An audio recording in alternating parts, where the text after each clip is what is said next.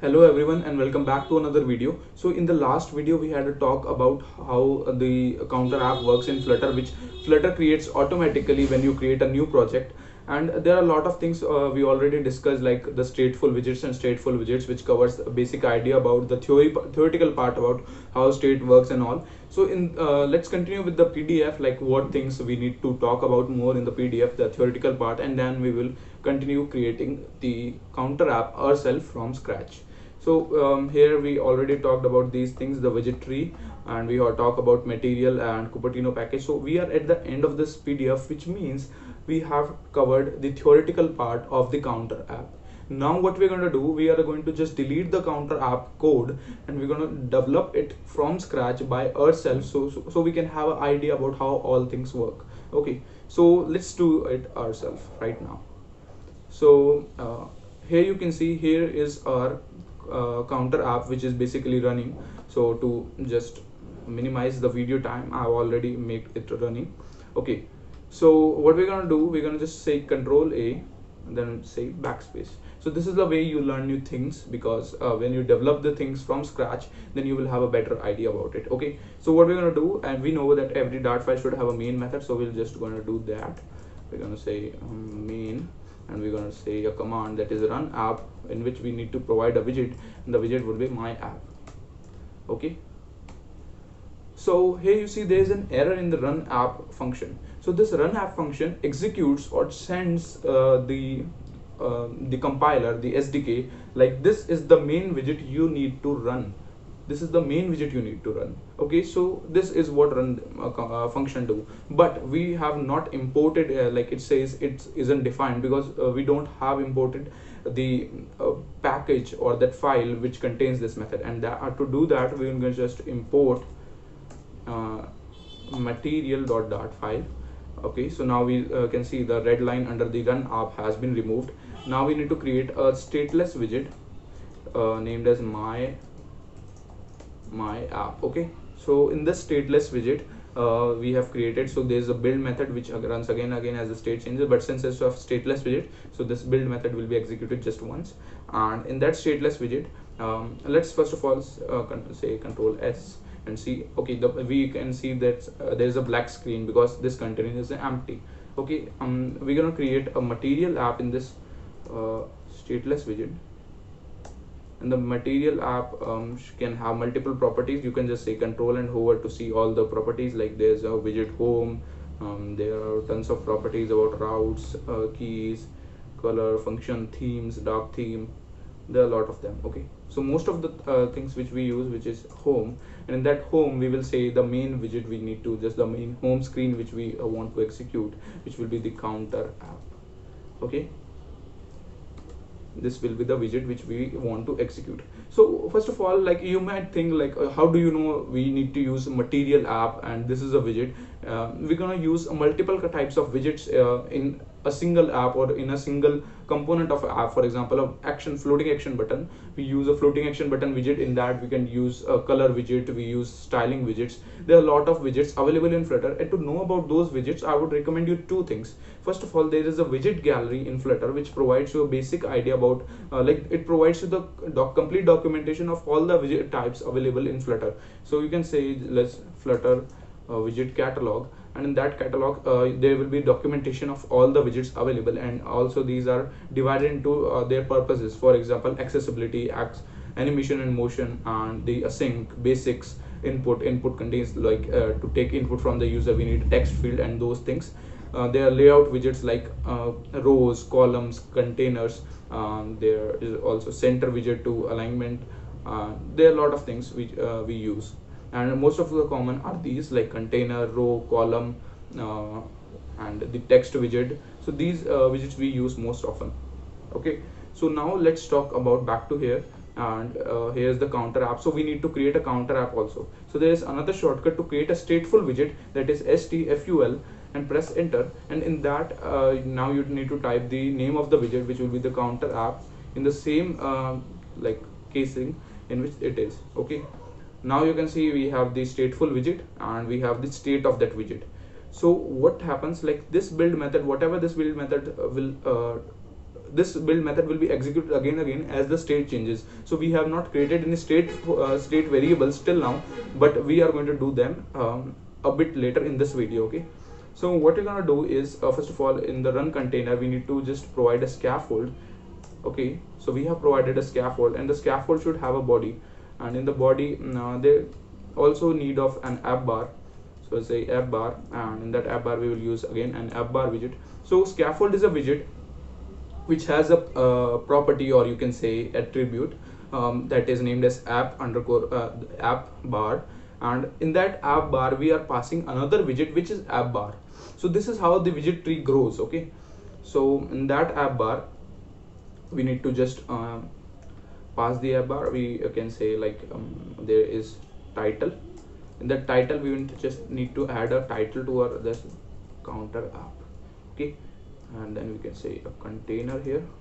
So when we say container and we didn't enter anything in it, we don't enter any child in it, then it means it's an empty widget. Okay, this is the way we denote empty widgets. And this app bar has a property called title, and in the title there is a text widget which shows counter app. So now let's say control and S to save this and see the output here. So now you can see we have a decent kind of app bar in Android design, that is material design, and this is how it works basically. Okay, there's a typo mistake, it should be counter. Okay, so this is how you do. This is basically the hot reload and hot reload and hot refresh. These are the two things.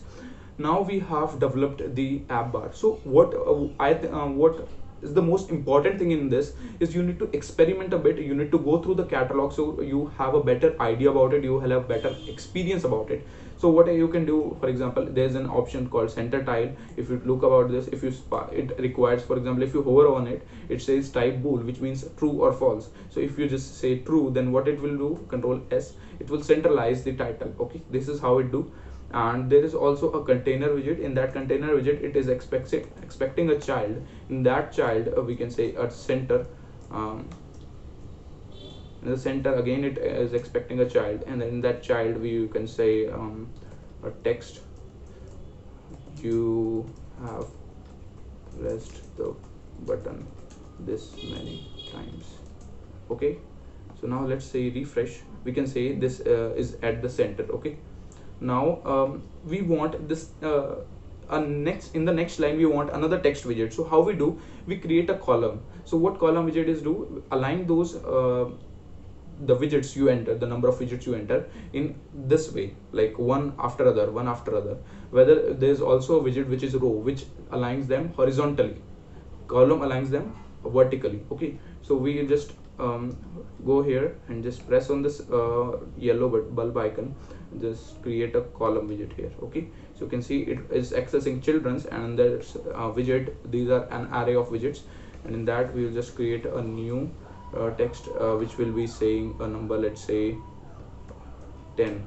We're going to just say control S again. So now you can see it has moved to the top side. Okay, so this is the issue basically. What it does, it centralized it, but when you use column widget, then it just shows you it at the top. Okay, so I think to sort out this way, we have did some like fundamental mistake in the widget tree. That's why we are facing this issue. Okay, so let's check out what that problem could be. When you say container, then it gets a container, it sets the height and width according to the requirement of the screen. So I think we should first of all don't need to use this container widget, as it has no use. We just remove this widget, and now it's, I think it says to center, and then we have a column widget. Okay, in the column widget we are accessing two children. Okay, one is this and another is this, and we want to centralize them. To centralize them, there are a lot of things possible, but the best way to do it is center the text here.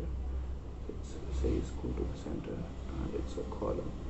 So I think we should not use a column. I think we should not use a column. So I'm gonna just remove this column code from here, because this column would create a problem, and the solution to it might affect the way we are using it. Okay, that's why I should not use a column right now.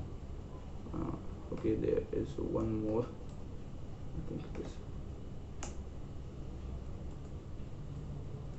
control. Okay, Okay, so you can see it's still here. We are not using column as of now. It's creating a bit problem here, but there's an other way that's called templating the string, which the actual counter app is using. So we'll be using that only. Okay, so first of all, what we need to do is we need to add a floating action button also, which you were seeing at the right bottom. Okay, in the basic counter app. So we say floating action button, and that floating action button, I think it's we need to say a floating action button. In that floating action button, we could say just for example, child. In the child, we'd say icon. Icon contains icons dot add. Okay, now you can see we have added the floating action button. You can see how easy it is to add the floating action button. You just need to know a couple of things. Okay, now there is an on pressed callback. So what it does, so whenever you click on this button, it will just call this method that is here in this on press button. Okay, so it's giving you a flash kind of haptic feedback, and when you click on this, the code inside this scope, this curly braces, will be executed. So this way we will increase the value of the counter. Now we need to create the state. How we create the state? So basically this is the place where we define our state variables. So let's say we have a state variable that is integer counter is equals, again the typo, counter is equals to 0. Okay, so and then we need to just show this, use this, or we will say $_counter. Okay, so this is the way we show this counter variable. So this dollar symbol is for templating the string. I think you have gone through the last videos in which I talk about the intro to Dart programming videos. We talk about this templating and stuff.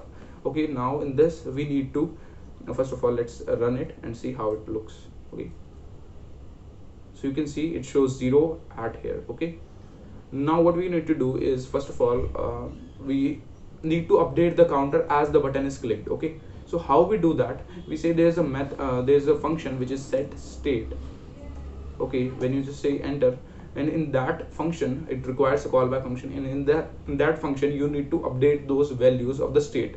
How we do that? We say _counter is equals to, let's say _counter plus plus. Okay, now what we're gonna do, we're gonna just run it again, see if there's an error in it.